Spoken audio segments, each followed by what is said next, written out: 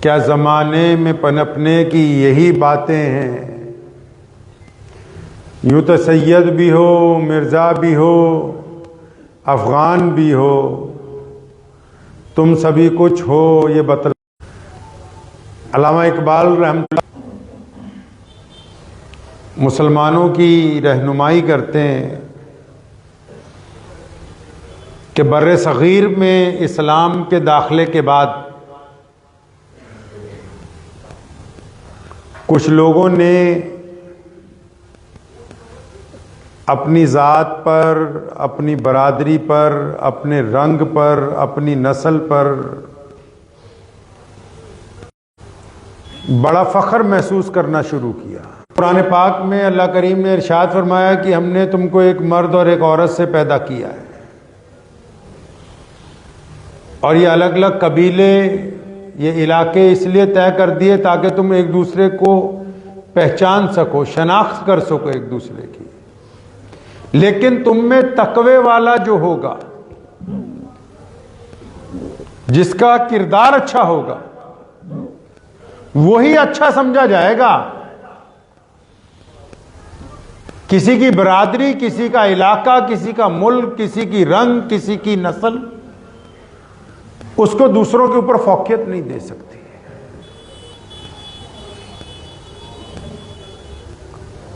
برادری بات جو ہے وہ اسلام میں بالخصوص ہمارے ملک میں ناسور بنتا جا رہا ہے۔ میں نے شروع میں عرض کیا کہ بر صغیر میں جب اسلام آیا، بر صغیر بولتے ہیں اس علاقے کو جس میں بھارت بھی ہے، بنگلہ دیش بھی ہے، بھوٹان بھی ہے، نیپال بھی ہے، مالدیپ بھی ہے، سری لنکا بھی ہے، افغانستان بھی ہے۔ بر صغیر میں جب اسلام آیا تو یہاں کچھ لوگوں نے اپنی ذات اور برادری پر بڑا فخر محسوس کرنے لگے، جبکہ محمد رسول اللہ صلی اللہ تعالی علیہ وسلم جب تشریف فرما ہوئے، آپ نبی علیہ الصلوۃ والسلام کا جب ظہور ہوا تو توحید اور رسالت کے ساتھ جن چیزوں کے بندھن کو، جن برائیوں کو، جن کالی پرانی روایتوں کو جو رسول اللہ صلی اللہ علیہ وسلم نے توڑا ہے، ان میں سب سے بڑی روایت یہی ہے جو انسانوں کو ذات اور برادری کی وجہ سے اونچ اور نیچ کی سسٹم کے اندر تقسیم کرتی تھی۔ اس ضمن میں ایک بہت مشہور حکایت ہے، وہ یاد آتی ہے جب کبھی مجھے آپ کی گوش گزار کرتا ہوں کہ وہ ایک بزرگوں نے ایک حکایت لکھی ہے، فرماتے ہیں کہ ایک بادشاہ تھا پرانے دور میں۔ تو پرانے دور میں عدالتیں تو ہوتی نہیں تھی، بادشاہوں کی عدالت میں ہی فیصلہ ہوتا تھا۔ تو فرماتے ہیں کہ کسی کا قتل ہو گیا تو ملزم کو پکڑ کے لائے بادشاہ کے سامنے۔ اب گواہ پیش کیے گئے تو پتہ لگا کہ یہ اسی بندے نے قتل کیا ہے۔ تو بادشاہ نے حکم دے دیا بھی اس کو بھی پھانسی دے دی جائے، قتل کر دیا جائے، انصاف کرنا تھا۔ یہ واقعہ میں آپ کو اس لیے سنا رہا ہوں تاکہ آپ کو یہ پتہ لگ جائے کہ جن لوگوں کو اپنی ذات پر فخر ہے، ذات پر کہ جی میں تو سید ہوں، میں فلاں ہوں، میں فلاں صاحب ہوں، میں فلاں صاحب ہوں، جتنی بھی برادریاں آپ لوگوں نے بنا رکھی ہیں، آپ کو یہ اندازہ ہو جائے کہ یہ برادری ہوتی کیا ہے۔ کیونکہ برادری اصل میں جو ہے پنجابی چ کہندے ریت ملوک ہوندی ہے، ذات ملوک نہیں ہوندی۔ ریت سمجھتے ہو؟ نہیں، پنجابی چ کہندے کہ ریت ملوک ہوندی ہے، ذات ملوک نہیں ہوندی۔ ریت مطلب ہم جو کام کرتے ہیں، جو ہمارا روزگار کمانے کا طریقہ ہے، بس وہی ہماری برادری بن جاتی ہے۔ ذات نہیں اہمیت رکھتی کوئی، ہمارا جو جینے کا ڈھنگ ہے وہ اہمیت رکھتا ہے، جو کام ہم کرتے ہیں۔ تو بادشاہ کے سامنے جب پیش کیا گیا مقدمہ تو اس نے کہا یہ تو قاتل ہے، اس نے قتل کی سزا دے دی۔ تو وزیر نے بادشاہ کے کان میں کہا، اس دور میں پڑھے لکھے لوگ نہیں ملتے تھے. اس نے کان میں کہا کہ حضور یہ تو بہت سیاںا آدمی ہے, پڑھا لکھا ہے, پروفیسر ہے, وہ آج کے دور میں تو بندہ ملتا ہی نہیں, آج سے کئی ہزار سال پہلے کی بات ہے, تو اس کو قتل نہ کرو, قید میں رکھ لو, کبھی کوئی مشورہ کرنا ہوگا, ضرورت پڑے گی تو اس کو بلا لیا کریں گے. دھیان سے سنیے اس واقعے کو. وہ تمام لوگ جن کو بڑا فخر ہے کہ جی ہم تو فلاں برادری والے ہیں, ہمارے بیٹے کا رشتہ نہیں ہو سکتا کہیں, ہماری بیٹی بیٹھی بیٹھی بڈھی ہو جائے اس کا رشتہ نہیں ہونے دیں گے کہیں. وہ لوگ سنے دھیان سے کہ ذات اور برادری ہوتی کیا ہے. مجھے ایک صاحب کا فون آیا نا, کہنے لگے آپ کی برادری کون سی ہے؟ ہمیں پتہ لگا ہماری ہے, ہماری برادری میں ہی آ جاؤ. میں نے کہا الحمدللہ تم ان لوگوں کو ذات اور برادری کا درس دینے آئے ہو جن کے آب و اجداد نے, جن کے بزرگوں نے محمد رسول اللہ صلی اللہ علیہ وسلم کے قدموں میں بیٹھ کر دین سیکھا ہے. اور ذات اور برادری کی رگیں جب رسول اللہ نے کاٹی تو ہمارے آب و اجداد اس بات کے گواہ بنے کہ قیامت آ سکتی ہے, رسول اللہ صلی اللہ علیہ وسلم کا حکم تبدیل نہیں ہو سکتا ہے. تم ہمیں ذات اور برادری سکھاؤ گے؟ تو بادشاہ نے کہہ دیا اسے کہ قتل کر دو. تو وزیر نے کہا جناب یہ بہت پڑھا لکھا بندہ, قتل نہ کرو, رکھ لو اس کو قید میں, اپنے کام آئے گا. بادشاہ نے کہا رکھ لو. قید میں ڈال دیا. چند دن بعد کوئی بندہ گھوڑے بیچنے کے لیے آیا. جب وہ بندہ گھوڑے بیچنے آیا تو وزیر نے یاد دلایا کہ اپنے پاس ایک سیاںا آدمی ہے جس کو قید میں رکھا ہوا ہے, اس کو بلائیے, چیک کرے یہ گھوڑے کیسے ہیں, اصل نسل کے ہیں کہ نہیں. تو جب اس کو بلایا اس نے سارے گھوڑوں پہ ہاتھ پھیر کے دیکھا, آدھے گھوڑے ایک طرف کر دیے. اس نے کہا بادشاہ حضور یہ جو گھوڑے ہیں یہ اصلی ہیں, نسل کے ہیں, یہ جو آدھے گھوڑے ہیں یہ اصلی نہیں ہیں, مطلب یہ نسل کے نہیں ہیں, اصل نسل نہیں ہے یہ.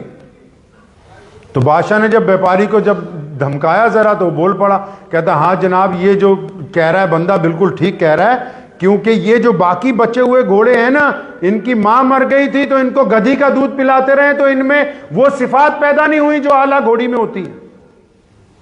تو بادشاہ بڑا خوش ہوا کہ یار یہ تو بڑا سیاںا قیدی, بڑا سمجھدار ہے. تو بادشاہ نے خوش ہو کے کیا کہا, کہنے لگا یار وہ جو ہم روزانہ ایک نان کھاتے ہیں گھر, بادشاہ جو آج بھی روٹی کھاتے ہیں نا دنیا میں, اب بھی جتنے بادشاہ ہیں وہ جو کھانا کھاتے ہیں وہ عام کھانا نہیں ہوتا, عام لوگوں تک کی اس میں پہنچ نہیں ہو سکتی اب بھی, آج کی تاریخ میں بھی. تو بادشاہ نے کہا جو ہم روز روٹی کھاتے ہیں وہی والی ایک روٹی اس کو روز لگا دو اس قیدی کو. اب قیدی بھی خوش ہو گیا کیونکہ جیل میں پتا ہے روٹی کیسی ملتی ہے, نہ دال, پتلی سی دال, کچی روٹیاں. تو قیدی بڑا خوش ہوا کہ چلو یار اس بہانے ایک روٹی لگ گئی, روز شاہی روٹی آئے گی, اتنی بڑی ہوتی ہے کہ 5 آدمی بھی کھائیں تو پیٹ بھر جائے آرام سے. اس میں اتنا گوشت, لوازمات, کاجو بادام پستے اتنا کچھ پڑا ہوا ہوتا ہے, تو بہت بڑا نان ہوتا ہے. تو بڑا خوش ہوا وہ. اب ایک ہفتے بعد ایک اور آدمی آیا ہیرے لے کے. اب اس نے جب ہیرے پیش کیے تو بادشاہ حضور نے پھر کہا او ہو وہ ہمارے پاس سیاںا قیدی ہے اس کو بلاؤ. اب اس نے سیانے قیدی کو بلایا. اب پوچھا جناب یہ دیکھو ذرا ہیرے ہیں اصلی ہیں کہ نقلی ہیں, چیک کرو, پیسے دینے, یہ تو بہت پیسے مانگ رہا ہے. تو اس نے ہیرے اٹھائے, سارے چیک کیے. چیک کرنے کے بعد اس نے کہا بادشاہ حضور یہ تو بڑی خوبصورتی کے ساتھ شیشوں کو تراشا گیا ہے, ان میں ہیرا ایک بھی نہیں. تو بادشاہ نے جب بیپاری کو دھمکایا تو وہ ڈر گیا, کہنے لگا ہاں حضور میں نے بڑی خوبصورتی سے شیشے کو تراشا ہے, تو میں نے سوچا تھا کہ چلو اپنے فن سے کچھ آپ کے پاس کما لوں گا. بادشاہ بڑا خوش ہوا کہ چلو پیسے بھی بچ گئے, پتہ بھی لگ گیا بھی ہیرے رہی ہیں. تو اس نے خوشی میں اپنے وزیر کو کہا کہ یہ جو قیدی ہے نا اس کو جو ہم نے روزانہ ایک نان لگایا ہے اس کے 2 کر دو. مطلب پہلے روزانہ ایک نان دیتے تھے, اب کتنے دینے ہیں؟ اب 2 نان روزانہ دینے ہیں. اب جب بادشاہ نے 2 نان کا آرڈر کیا تو جو قیدی جب باہر نکل رہا تھا تو اس نے غصے میں قیدی نے بڑبڑا کے کہا, کہنے لگا یہ مجھے بادشاہ بھی اصلی نہیں لگ رہا, یہ بھی کمبخت نکلی ہے. کہتے ہیں بادشاہ بھی نکلی ہے یہ. اب وہ آپ کو تو پتہ ہی ہے سرکار کے جو مخبر ہوتے جگہ جگہ ہوتے ہیں. اب 1 منٹ میں خبر بادشاہ کے پاس پہنچ گئی کہ جناب آپ تو اس کو نان لگا رہے ہیں، روز بہترین کھانا کھلا رہے ہیں، محل کا کھانا بھیج رہے ہیں، اس نے تو آپ کے وجود پر انگلی اٹھا دی اور کہتا بادشاہ نکلی ہے. تو بادشاہ نے پکڑ لیا، اس کو واپس بلایا، ادھر آؤ، تو نے ہمارے پہ انگلی اٹھائی. اب سیانا آدمی تھا، بہت پڑھا لکھا تھا، کہتا ہاں جی اٹھائی. کہتا مجھے تو آپ اصلی بادشاہ نہیں لگتے. تو بادشاہ نے کہا کہ اچھا اس کی گردن اتارو. تو وزیر پھر بیچ میں آ گیا، کہنے لگا حضور ایک دفعہ اماں سے بھی پوچھ لیں، ایک دفعہ اگر اماں سے بھی پوچھ لیں کیا حرج ہے، بندہ بہت قیمتی ہے یہ تو. اب بادشاہ ویسے ہی تلوار نکالے ہوئے اپنی ماں کے کمرے میں گیا. اس نے جا کے پوچھا ماں سے اپنی کہ اماں سچ سچ بتاؤ میں کس کی اولاد ہوں. تو والدہ نے جب اس کے تیور دیکھے نا تو اس نے غصے سے اسے کہا بیٹھ جا نیچے میرے پیروں میں. بیٹھ گیا جب بادشاہ تو اس نے کہا سن، میں اور جو تیرا باپ ہے بادشاہ، اللہ نے ہمیں اولاد دی ہی نہیں. کئی سال ہمارے گھر بچہ ہوا ہی نہیں کوئی. ہم پریشان رہتے تھے کہ اگر بادشاہ مر گیا تو ملک میں افراتفری پھیل جائے گی، اگر اس کا کوئی وارث نہیں ہوا. تو کہنے لگی کہ ایک دن ہمارے لانگری کے گھر میں تو پیدا ہوا ہے، تیرا باپ لانگری ہے، تیری ماں اس کی بیوی ہے، تو اس کے گھر میں تو پیدا ہوا تھا. ہمیں پتا لگا کہ ہمارے باورچی کے گھر بچہ پیدا ہوا ہے. ہم دونوں میاں بیوی رات کے اندھیرے میں گئے اور اسی وقت اٹھا کے لے آئے، اس کو پیسے دے دیے کہ یہ بچہ ہمیں دے دے. اب وہ بادشاہ پھر گیا اس قیدی کے پاس، کہنے لگا یہ تو بتا کہ تو نے مجھے پہچانا کیسے؟ یہ تو پتا لگ گیا کہ چلو میں اصلی بادشاہ نہیں ہوں. کہتا تو یہ بتا کہ تو نے مجھ کو پہچانا کیسے کہ میں اصل بادشاہ نہیں ہوں؟ اور کہنے لگا بادشاہ حضور جیتا ہندا نا تو اصلی بادشاہ. جب پہلے دن تجھے میں نے گھوڑوں کی بات بتائی تھی تو کہتا اس کو رہا کر دو، اس کو وزیر بناؤ. دوسری بار کہتا بتایا جب ہیرے نکلی ہیں تم اس کو کہتے کہ اس کو جگیر دو. ہے جو لانگری کی اولاد روٹیاں ہی بناتا رہا.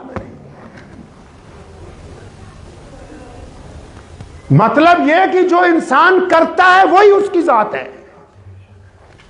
جو جھوٹ بولتا ہے اس کی برادری جھوٹ ہے، جو سچ بولتا ہے اس کی برادری سچ ہے، جو ٹھگیاں مارتا ہے اس کی برادری ٹھگ ہے، جو ایمانداری کرتا ہے اس کی برادری ایماندار ہے.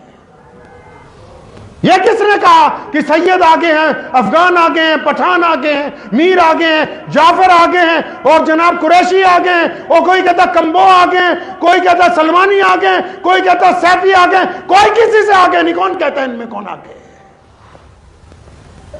یہ تو تم نے بہانے بنا لیے.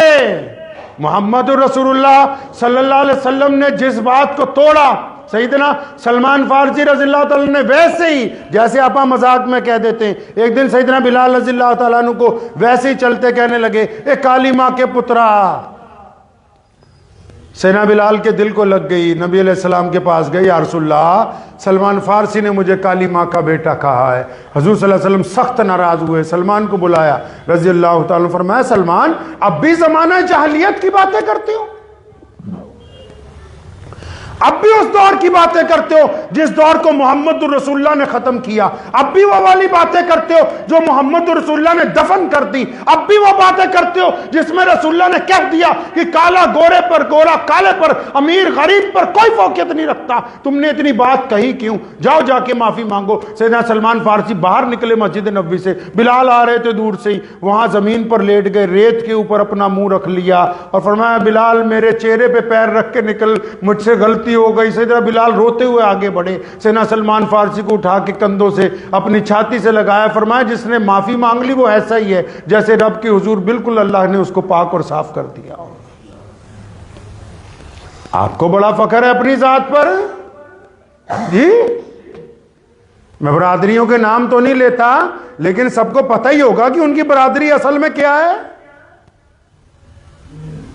جو بڑے بڑے ڈینگے ہانکتے ہیں کہ جی ہم فلاں ہیں، فلاں صاحب ہیں، فلاں صاحب ہیں، اوپر سے نام رکھ لیے ہیں، اصلیت تو پتہ ہی ہوگا کہ اس برادری کا اصل نام کیا ہے. اگر برادری اتنی پیاری ہے تو پھر اصلی نام کیوں نہیں لیتے، پھر نقلی نام کیوں لیتے ہو؟ برادریوں کی وجہ سے اڑے ہوئے ہیں، بچے بیٹھے ہیں، بیٹیاں گھروں پر بیٹھی ہوئی ہیں، بیٹے گھروں پر بیٹھے ہوئے ہیں، اور ان کی ناک پھنسی ہوئی ہے کہ دنیا ادھر سے ادھر ہو جائے، ہم اپنے بیٹے کی بیٹی کی شادی نہیں کریں گے۔ اور یہ یاد رکھو، یہ برادری واد کا جو بھوت سوار ہے نا، یہ بھی صرف مڈل کلاس لوگوں کو سوار ہے۔ جو لوگ ارب پتی ہو گئے، جو بہت زیادہ پڑھ لکھ گئے، وہ تو چاہے کہتے ہیں مذہب بھی دوسرا ہو جائے، ہمارے لڑکے کو لڑکی پسند آ جائے یا لڑکی کو لڑکا پسند آ جائے، بس اس کی شادی ہو جانی چاہیے کسی قیمت کے اوپر۔ یہ جو برادریوں کے بیٹے نے توبہ نہیں کی، جہنم میں کیا کو صحیح کہتا ہے کس کو ہے برادری؟ نبی کا بیٹا اللہ تبارک و تعالیٰ کی نافرمانی کے بعد پیچھے دھکیل دیا گیا، ان سے بڑی برادری کس کی ہوگی؟ نبی منتخب، اللہ کے منتخب بندے ہوتے ہیں، عام انسانوں میں سے نہیں ہوتے جو نبی ہوتے ہیں، اللہ کے پسندیدہ بندے ہوتے ہیں۔ پیارے پیغمبر علیہ السلام نے نکاح کیے، 4 نکاح قوم سے باہر، برادری سے باہر، قبیلے کے باہر کیے۔ آپ ان سے بھی نعوذ باللہ آگے بڑھنے کی کوشش کر رہے ہیں، آپ تو ضد کے اوپر اڑے ہوئے ہیں کہ نہیں، ہم تو اپنی بیٹی کی شادی کسی قیمت پر کریں گے ہی نہیں۔ لڑکے لڑکیاں بڈھے ہو رہے ہیں، کئی حضرات آتے ہیں میرے پاس، حضرت وہ مرتد ہو رہی ہیں، بیٹیاں مرتد ہو رہی، خود مرتد کر رہے ہو تو ہو رہی ہیں۔ دہیج کا رواج آپ نے ڈالا، آپ کہتے ہو کہ فلاں برادری کا نہیں، ہم اس کا نکاح اپنی بیٹی کا نہیں ہونے دیں گے، تب وہ مرتد ہو کے غیر مسلموں کے ساتھ جا رہی ہے۔ اپنا گناہ کیوں نہیں دیکھتے؟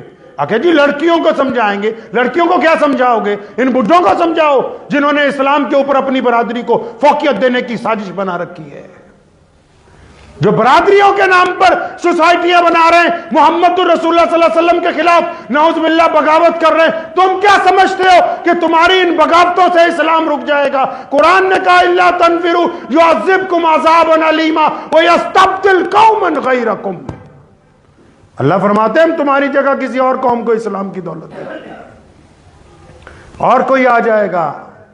فطور ہے آپ کے دماغ میں، دماغ میں فطور بھرا ہوا ہے، کوئی فائدہ نہیں ان نمازوں کا جو برادری کے حساب سے پڑھی جائیں۔ امام چاہیے تو جی ہماری ہی برادری کا امام ہو، تو بس پر کوئی اپنی نعوذ باللہ برادری والا نعوذ باللہ ڈھونڈ لو جو اس نماز کو قبول کروا دے، اللہ تعالیٰ کے حضور قبول ہونے والی نہیں ہے وہ۔ جس دین نے رنگ اور نسل کے بھید مٹائے ہوں، جو دین پوری کائنات میں اس لیے پہنچاؤ کہ محمد رسول اللہ نے سیدنا بلال حبشی رضی اللہ تعالیٰ عنہ کو ابو بکر صدیق رضی اللہ تعالیٰ عنہ کا بھائی بنایا ہو۔ کون ابو بکر جو شہزادے ہیں، اور کون بلال جو غلام ہیں؟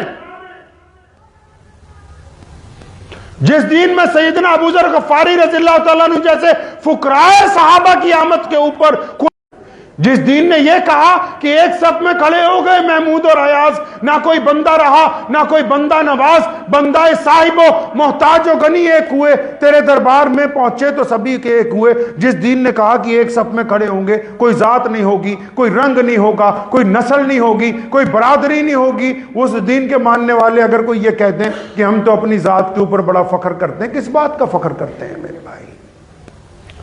ہاں آپ فخر کر سکتے ہیں، اگر آپ بہترین نمازی ہیں آپ فخر کر سکتے ہیں، اگر آپ جھوٹ نہیں بولتے آپ فخر کر سکتے ہیں، آپ بہت زیادہ صدقہ دینے والے ہیں آپ فخر کر سکتے ہیں، آپ مسلمانوں کے ساتھ غیر مسلموں کو بھی رحم دلی کے ساتھ دیکھنے والے ہیں آپ فخر کر سکتے ہیں، آپ غریبوں کو کھانا کھلانے والے ہیں آپ فخر کر سکتے ہیں، آپ یتیموں کی مدد کرنے والے ہیں آپ فخر کر سکتے ہیں، آپ روتوں کو ہنسانے والے، پر یہ والا کام تو کوئی بھی نہیں، یہ والا کام تو کوئی بھی نہیں کیا۔ ہمیں تو پتہ نہیں کسی نے کم۔ اچھا یہ بتاؤ بھائی، یہ برادری اوپر نیچے کیسے ہو سکتی ہے؟ یہ فلسفہ کہاں سے آیا ہے؟ یہ اوپر نیچے ہو کیسے سکتی ہے؟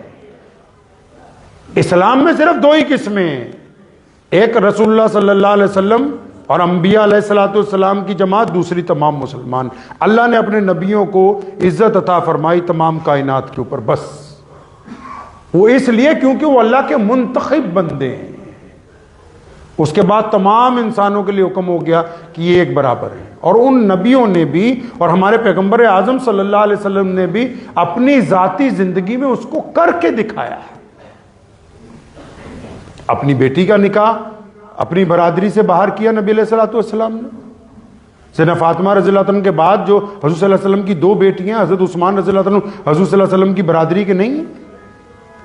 نبی علیہ الصلوۃ والسلام کا ایک نکاح برادری سے بھی باہر ہے, علاقے سے بھی باہر ہے, قوم سے بھی باہر ہے, ملک سے باہر ہے. ان کو بتانا تھا ان مسلمانوں کو, قیامت تک کے ان انسانوں کو. پیغمبر اعظم صلی اللہ علیہ وسلم نے اپنی بیٹی سیدنا فاطمہ کو پوچھا, جبکہ اللہ نے رشتہ طے کیا, پھر بھی پوچھا کہ آپ کا رشتہ علی سے کر دیا جائے. اور یہ تو کہتے نہیں ہم طے کریں گے, ہم بتائیں. چاہے زندگی گزارنی لڑکا لڑکی نے فیصلہ کریں گے بڑے میاں کہ ہم بتائیں گے کہ یہ رشتہ ہوگا کہ نہیں ہوگا, کیونکہ ناک ان کی پھنسی ہوئی ہے بیچ میں, تاکہ کل کو ان کو طلاق بھی کروانی ہے. ان کو تو پنچایتیں چاہیے, لوٹے پیٹے لوگ چاہیے, صبح شام مسائل چاہیے. خوشحال قوموں کے کوئی تصور نہیں ہے کہ جی فلاں برادری کی میٹنگ ہو رہی ہے, فلاں برادری کی انجمن ہو رہی ہے. اسلام کا نام کہاں پہ ہے؟ ذرا کبھی اپنی برادری کو اسلام سے الگ کر کے دکھاؤ, پھر پتہ لگے کیا اہمیت ہے تمہاری. اندازہ کرو. جن کو بڑا فخر ہے اپنی پگڑیوں کے اوپر, محمد الرسول اللہ صلی اللہ علیہ وسلم کے دین آنے سے پہلے حالت کیا تھی, اور رسول اللہ صلی اللہ علیہ وسلم نے جو عزت دی ہے اس کے آنے کے بعد آپ کا دماغ اس حد تک کہ اب خراب ہو گیا کہ آپ اسلام کو چھوڑ کے برادری کی بات کر رہے ہیں. کیا ہے دین کے علاوہ؟ اگر آپ کے پاس رسول اللہ صلی اللہ علیہ وسلم کا دین نہ ہو تو کون سی برادری بتاؤ؟ کیا اہمیت ہوگی اس برادری کی جس کے پاس رسول اللہ صلی اللہ علیہ وسلم کے احکامات نہ ہو؟ کیا وجود ہوگا؟ اندازہ لگائیے بھائی, انتہا کر دی ہے. اور یہ آپ نے نہیں کی ہے, اس میں دشمن نے بڑی محنت کی ہے. ایسے لوگوں کو تلاش کیا ہے جن میں کیڑا ہے کہ نہیں ہم فلاں چیز کریں گے, ہم فلاں کرنا کرانا کچھ نہیں ہے, نہیں ہم فلاں برادری کے علم بردار ہیں. اچھا جی, فلاں برادری کے علم بردار ہیں تو اس برادری کو تو عزت محمد رسول اللہ صلی اللہ علیہ وسلم نے دی ہے, تو بتائیے ذرا آپ نے اسلام کے لیے اب تک کیا کیا ہے؟ بتائیے کتنے کالج بنائے ہیں آپ نے, کتنی یونیورسٹیاں تیار کی ہیں, کتنے ڈاکٹر بنائے, کتنے انجینئر بنائے ہیں, کتنے IAS IPS تیار کیے ہیں اپنے میں سے, کتنے لوگ فورن سروس کے اندر بھیجے ہیں آپ نے. پتہ تو لگے کیا تہذیب اور تمدن میں تیاری کی ہے. بس صرف اسی بات کے اوپر مدرسے بھی کہ جی برادری کا بنائیں گے, پھر برادری کا کوئی مولوی آئے گا اسی کو چندہ دے گا. محمد رسول اللہ صلی اللہ علیہ وسلم کے دین کی طرف لوٹیے. اللہ کریم کو یہ باتیں پسند نہیں ہیں. قرآن پاک میں واضح طور پر اللہ نے فرمایا کہ بس اس لیے ذات برادریاں کوئی بری چیز نہیں ہوتی. اس لیے مثال کے طور پہ میرا نام عثمان ہے, ان کا نام بھی عثمان ہے, ان کا نام بھی عثمان ہے, ان کا نام بھی عثمان ہے. اب پتہ کیسے لگے کون سا عثمان ہے؟ کہ جی اچھا وہ عثمان جو فلاں قبیلے میں سے, بس اس لیے بنائی برادری تاکہ اس کی شناخت ہو جائے گی فلاں نسل میں سے, فلاں علاقے سے. تو ہم نے تو کہا نہیں جی نہیں, ہم تو بڑی عزت والے لوگ ہیں. کون عزت والا ہوتا ہے بھائی؟ کون ہوتا ہے عزت والا؟ عزت والا وہی ہے جس کے ساتھ اللہ اور اس کے رسول صلی اللہ علیہ وسلم کی حمایت حاصل ہے. سن لیجئے اس بات کو کان کھول کے, عزت والا وہی ہے. متعدد مرتبہ میں یہ واقعہ سنا چکا ہوں. سیدنا عمر بن خطاب رضی اللہ تعالیٰ عنہ نے فرمایا کہ میں گرمیوں میں جب بچہ تھا, میری ماں مجھے میری موسی کے گھر بھیجتی تھی, تو میرا موسا جو تھا وہ کہتا تھا بھکڑ آ گئے. اور پھر ایک دن ممبر پہ کھڑے ہو کے فرمایا میرے والد نے کہا کہ اونٹوں کو لائن میں لگاؤ. میں اونٹ لائن میں لگانے لگا تو اونٹ لائن میں لگتے نہیں تھے, تو میرے ابا نے ایک چپت ماری میرے, اور پھر رونے لگے. فرمایا آج عمر بن خطاب 22 لاکھ مربع میل کا حکمران ہے, ہماری تو اتنی بھی اوقات نہیں تھی کہ ہم 5 اونٹوں کو لائن میں لگا سکتے. یہ جو کچھ بھی ہے محمد رسول اللہ صلی اللہ علیہ وسلم کے صدقے میں ہے. اندازہ تو لگاؤ کہ دین کے علاوہ ہمارے پاس کیا بچتا ہے پیچھے. کبھی اس طرح سوچ کے دیکھیے کہ اگر یہ دین ہمارے پاس نہ ہوتا تو پیچھے ہمارے پاس کچھ بچتا نہیں. اس لیے پہلے دین کو اہمیت دیجئے, برادری کچھ نہیں ہے. برادری صرف شناخت کے لیے ہے۔ کوئی بھی جس کو فطور ہے نا دماغ میں، وہ یہ قصہ یاد کر لیا کرے بادشاہ والا، لانگری والا، کیونکہ ابا اس کا لانگری تھا نا، روٹیاں بانٹتا تھا لوگوں کو، تو اس میں عادت تھی بس کہ روٹیاں ہی بانٹتا رہا، جاگیر نہیں بانٹ سکا کسی کو۔ عادتیں اچھی بنائیں گے تو آپ کی نسل اچھی چلے گی۔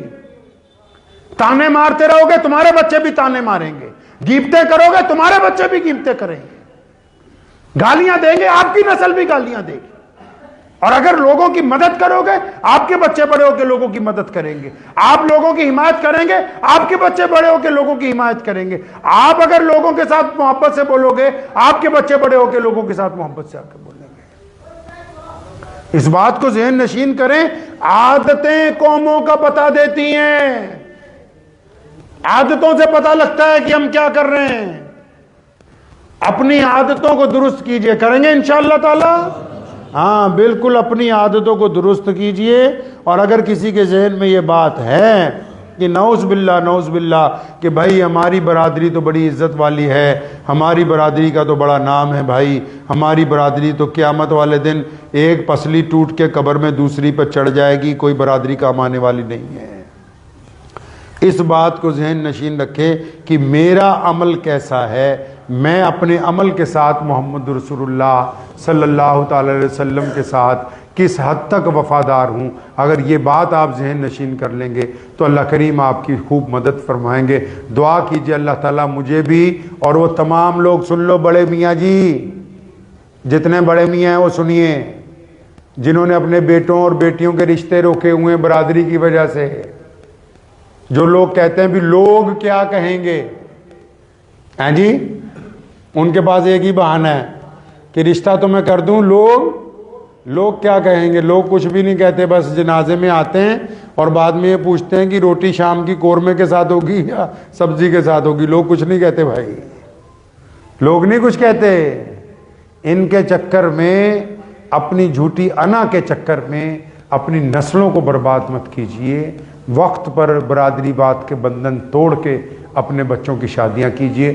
دعا کیجئے اللہ کریم مجھے بھی اور آپ سب کو ان باتوں پہ عمل کی توفیق عطا فرمائے۔ وآخر دعوانا ان الحمدللہ رب العالمین۔